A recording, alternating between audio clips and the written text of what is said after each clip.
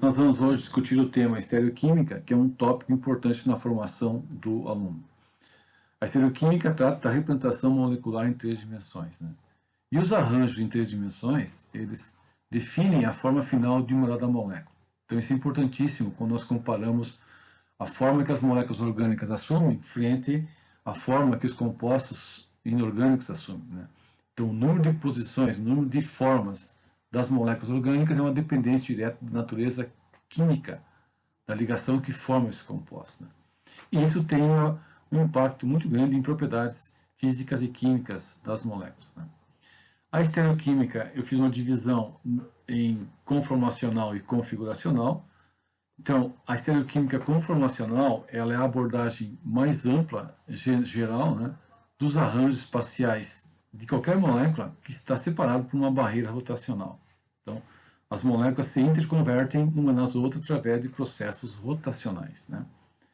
Enquanto que a configuracional é uma análise restrita de um conjunto de moléculas que, na verdade, são isômeros. Então, você aqui tem uma condição restritiva, tu tem que analisar pares ou conjunto de moléculas isoméricas, né?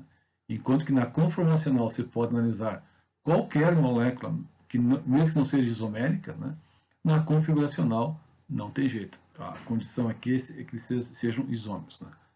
Então nós podemos dizer também que a análise configuracional diz respeito aos arranjos absolutos das moléculas no espaço, enquanto que a análise conformacional diz respeito aos arranjos relativos. Como que nós representamos as moléculas no espaço? Então é importantíssimo nós tenhamos isso aqui em mente, né? Um carbono, no caso, ele é tetraédrico, e você é obrigado a desenhar duas linhas sólidas no plano e duas ligações fora. E a simbologia usada na química orgânica é a cunha e a linha tracejada.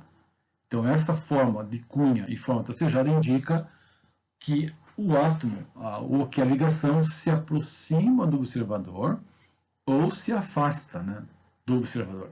Então isso é importantíssimo compreender bem essa simbologia. Uma outra forma é usar a representação ou a projeção de uma dada molécula na forma de cavalete, né? Por quê? Porque é, na verdade, uma maneira interessante de olhar uma molécula orgânica, uma perspectiva quase na diagonal, em que você projeta no plano do papel as ligações dos carbonos e dos respectivos átomos, de tal maneira que se descreve uma figura, né, que nós conhecemos como cavalete, né? Essa forma ela é bastante útil, né, quando nós queremos olhar a relação espacial entre os átomos. E uma outra maneira, também muito utilizada na literatura química, é a projeção de Newman, né?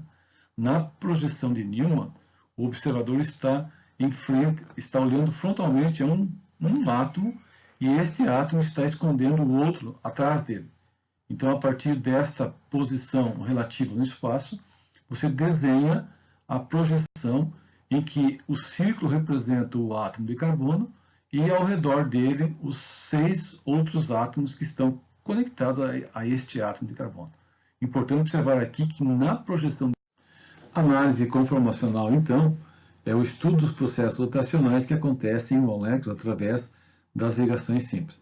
Isso quer dizer que um determinado arranjo tridimensional se interconverte no outro a partir de uma rotação via ligação simples.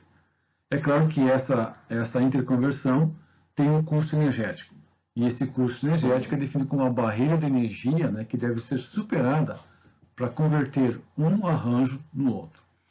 E, em geral, né, as moléculas elas assumem uma determinada forma, e essa forma é dependente de um processo rotacional, né? Nós compararmos os materiais orgânicos e os inorgânicos, né, nós vemos que no reino animal e no reino vegetal, o número de formas que as substâncias apresentam é muito superior às formas que os compostos inorgânicos apresentam. E isso é próprio, né, da natureza da ligação química que forma esses compostos.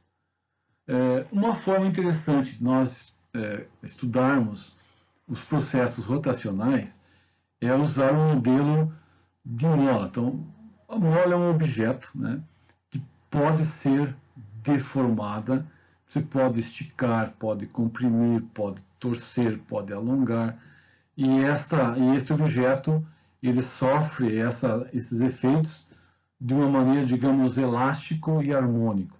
Então, uma ligação química não pode ser pensada dessa forma, né, como sendo um objeto, uma mola, em que você pode tracionar essa mola, você pode esticar a mola, você pode comprimir a mola, você pode torcer, e ela tende a retornar na sua posição original, né? Isso é tratado através da lei de Hooke, né?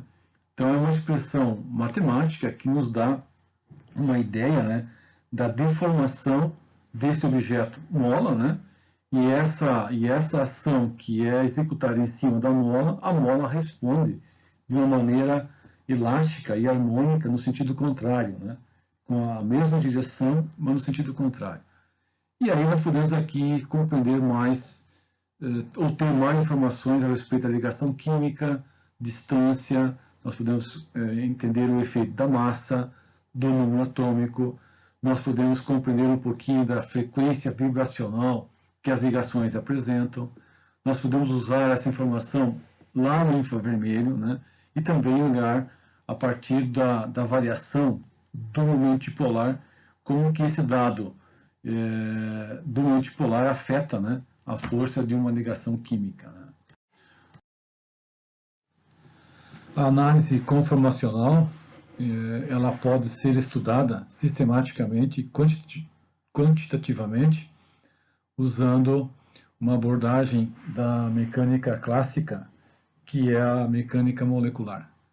E ela faz uso do princípio de que os átomos, as partículas se conectam através de forças harmônicas e elásticas. Aqui a ideia básica é assumir de que as moléculas elas adotam estados mínimos de energia. E nesse estado mínimo de energia, a tensão interna é mínima. Por quê? Porque os parâmetros estruturais estão nos seus níveis otimizados. E quais são esses parâmetros? É a ligação, a distância de ligação, é o ângulo de ligação, é o ângulo de Edro entre átomos, entre planos que contêm os átomos, e as interações de Van der Waals, que são as interações não ligantes, e a tensão torsional. Quando um desses elementos sai desse mínimo de energia, a molécula passa por um estado de energia superior. Então ela fica instável, ela ganha uma tensão. Então essa tensão tem uma origem em algum componente. E é isso que a mecânica molecular tenta compreender. Então ela atribui, né, que a tensão interna ela é a soma de 4 componentes, né, de 4 perturbações. E essas perturbações elas têm então origem nas distâncias de ligação, elas têm origem nos ângulos de ligação, elas têm origem na torção, que é uma dependência senoidal do ângulo de torção, φ, e nas repulsões de Van der Waals. Quando esses 4 componentes estão plenamente ajustados, a molécula tem uma energia interna, uma tensão interna próxima de zero, ou seja, ela está no menor nível de energia, né? Então, para o etano como exemplo, né, nós podemos observar que se alguma variação nesses parâmetros, por exemplo, se a distância carbono-carbono sofre uma variação, a distância CH sofre uma variação, se o ângulo θ, que é esse ângulo de ligação, sofre uma variação, ele se deforma, se esse ângulo torsional φ se modifica e sai desse valor de 60 graus, a estrutura ela adquire um conteúdo de energia acima do seu valor ideal. Então, esse conteúdo de energia, essa é a energia que será estudada, que será avaliada. Então, o que nós pegamos como moléculas mais simples, aquelas que são desprovidas de funcionalidades, e aí nós voltamos para os alcanos. Então, a primeira molécula que é usada no estudo conformacional é o etano, por uma razão muito simples, né? Ela é formada por 2 carbonos e 6 átomos de hidrogênio. Então aqui nós não temos outros fatores eletrônicos que poderiam eventualmente interferir na análise conformacional, né? Então quando nós vamos discutir as interações não ligantes, os alcanos é o melhor exemplo, né? Porque os hidrogênios eles irão interagir apenas no modo repulsivo, são duas esferas que eventualmente não poderão ocupar o mesmo espaço, né? E esta perturbação incrementa ou aumenta a energia interna das moléculas, então torna o sistema mais instável. Então o que nós precisamos aqui é ter representações, projeções dessas moléculas em 3 dimensões para entendermos bem como que se comporta os possíveis arranjos do ponto de vista energético. Então, para o etano, na temperatura ambiente, nós podemos ter milhares de conformações, milhares de arranjos. No entanto, 2 são os mais importantes, são os 2 extremos. Nós vamos pegar conformações com ângulos de diedro de 0 até 360. Né? Mas, para efeito de estudo, nós vamos selecionar certos ângulos. 0 graus, 60 graus, 120, 180, 240, 300 e 360. Então são variações no ângulo diedro, né, de 60 a 60 graus. E aí nós vamos projetar esses arranjos e verificar qual é a influência deles na energia interna do sistema. Assim nós olhamos 2 arranjos extremos, um chamado de eclipsado, o outro de estrelado, na projeção de cavalete, né? Então nós enxergamos que os hidrogênios na forma estrelada eles estão dispostos cada um em relação ao outro de 60 graus, enquanto que na forma eclipse, né, as ligações são frontais. Então as projeções elas são úteis agora, nesse momento, né? Então se pode pegar uma projeção em cavalete ou pode pegar uma projeção de Newman. Então, na projeção de Newman fica mais claro ainda a importância, né, do ângulo diedro entre os átomos. E quando você olha a forma, então, estrelada e a forma eclipsada, você já percebe que haverá uma diferença de energia. Uma delas ela é mais tensionada, uma delas provoca uma distorção dos parâmetros internos mais do que a outra, né? Essas formas também levam um nome específico dependendo do valor do ângulo diedro. Então, por exemplo, o sim periplanar é aquela conformação, aquele arranjo em que os átomos em questão estão no mesmo plano. Então, por isso que é sim periplanar, no mesmo plano diedral. O antiperiplanar, os átomos em análise estão, na verdade, em planos diedro, cujo ângulo diedro é de 180 graus.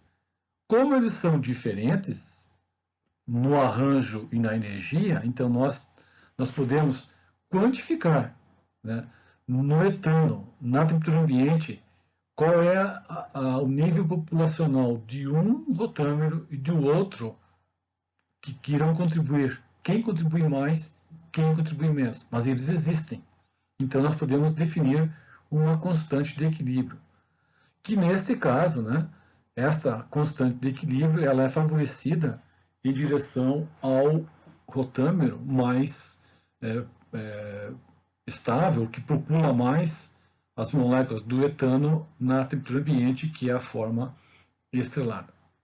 E aqui nós temos, na verdade, que definir também o que é o ângulo diedro, né? É um ente matemático que define um ângulo em 2 planos, por exemplo, plano A e plano B, né? Se nós olharmos no brometano, eu aqui selecionei a forma eclipse, né, da molécula.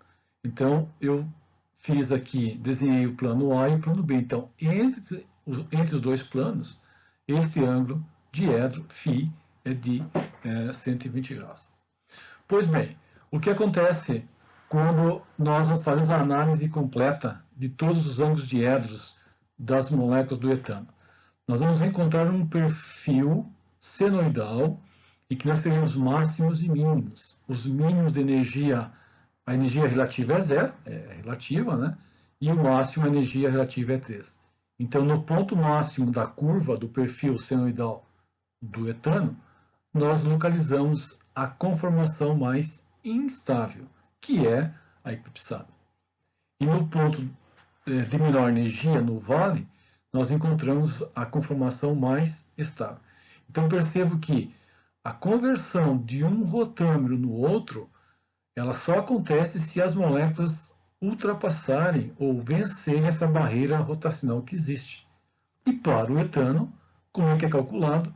Nós usamos uma técnica de ressonância magnética de hidrogênio.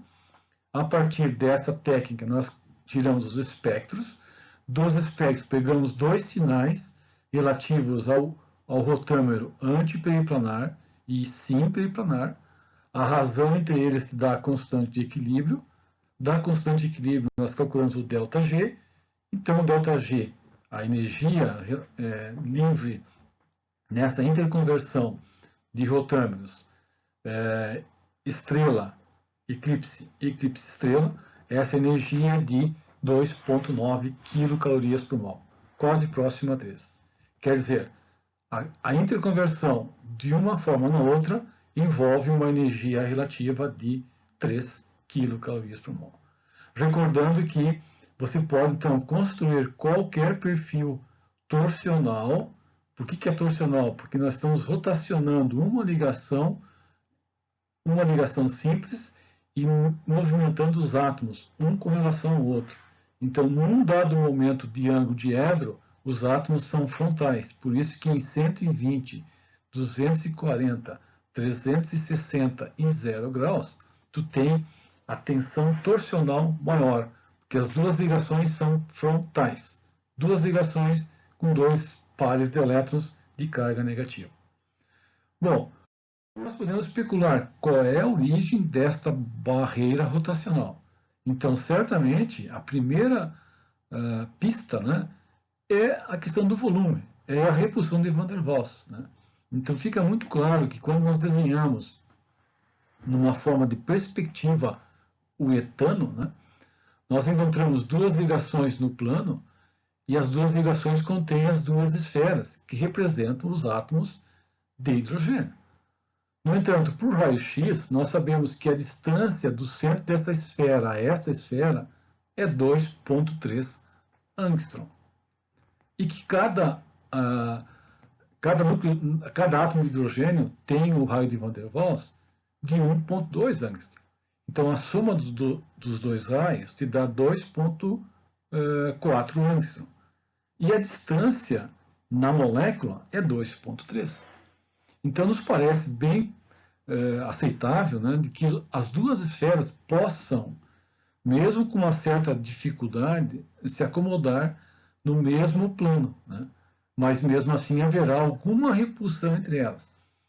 Essa repulsão ela é estérica, steric hindrance. E ela é representada por esse símbolo aqui, que representa o toque, a interpenetração parcial das duas esferas. Né?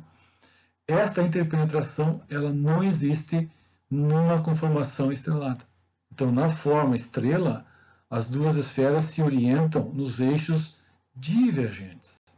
Enquanto que na forma eclipse, as duas esferas estão no mesmo plano, elas são coplanares. Então, na forma simperiplanar, as duas esferas se tocam e isso cria uma repulsão. Então, de origem estérica. Isso é Van der Waals. É uma interação não ligante e é instabilizante.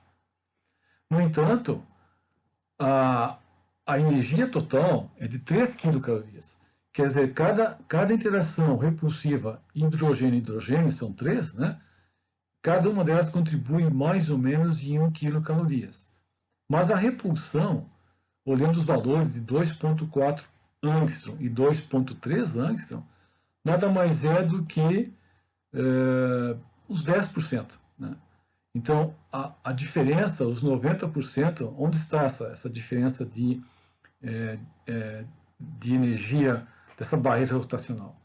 Então, a partir dos cálculos, a partir do uso da técnica computacional, da mecânica molecular, nós podemos estimar, né, que existe um outro efeito que define o porquê da preferência da conformação antiperiplanar sobre a conformação simperiplanar. Então, essa preferência é através das forças dispersivas de London, né? É uma comparação entre uma força repulsiva de Van der Waals, que são os dois volumes que se tocam, contra uma força dispersiva em que as cargas são dispersas por um conjunto maior de átomos num determinado arranjo molecular. Então, essa estabilização num determinado arranjo molecular é o que nós chamamos de efeito estéreo-eletrônico. E aqui leva um nome específico que é a chamada hiperconjugação, né? Que é um efeito eletrônico através dos orbitais moleculares. Então aqui está desenhado o arranjo antiperiplanar das duas ligações CH, uma de um lado, a outra do outro. Por que esse arranjo é importantíssimo? Porque ele dispõe no espaço, ele organiza espacialmente dois orbitais com natureza eletrônica distinta, né? Um orbital sigma, que é doador de elétrons, e um orbital sigma estrela, que é aceptor de elétrons. Então lembrem da nossa frase que nós usamos bastante em aula. Uma ligação química é uma linguagem binária, é uma linguagem da informação. 0, 1. Quem é o 0 é o orbital vazio, quem é o 1 é o orbital cheio. Então, o sigma estrela é o orbital vazio, está aqui, não tem elétrons, né? E o sigma ligante é o orbital cheio, então 2 elétrons nesse orbital ligante e nenhum nesse. Então, espacialmente tem uma polarização espontânea de um lado para o outro, tanto na parte superior quanto na parte inferior. Então, é isso que justifica, né, majoritariamente o porquê da preferência do confômero, do rotâmero antiperiplanar em relação ao rotâmero simperiplanar. Então aqui nós temos a origem, né, desta barreira rotacional, né? Na verdade, o que as moléculas fazem, né? O processo rotacional é muito rápido. Então, na temperatura ambiente, as moléculas do etano existem em duas conformações. Só que uma é mais instável, a outra é mais estável. Então, o nível populacional não é a mesma coisa. Então, quando as moléculas assumem aquela conformação de maior energia, que é mais instável, que tem as ligações deformadas, que tem os âmbitos deformados, não sei o quê, qualquer coisa que possa deformar a molécula, o que ela faz? Ela responde. E essa resposta é uma resposta rotacional. Ela rotaciona e a sua tensão interna diminui e ela fica mais estável. Então, predomina a forma de maior estabilidade para o etano, que é a simperiplanar. Então, esse efeito, ele é genérico, ele é universal, ele irá sempre acontecer em moléculas orgânicas. A distribuição de níveis populacionais, em diferentes níveis, no entanto, o nível de maior estabilidade irá predominar sobre o nível de menor estabilidade. E a origem aqui, neste caso do etano, é de natureza, o componente mais importante ele é o estéreo eletrônico e não o estéreo.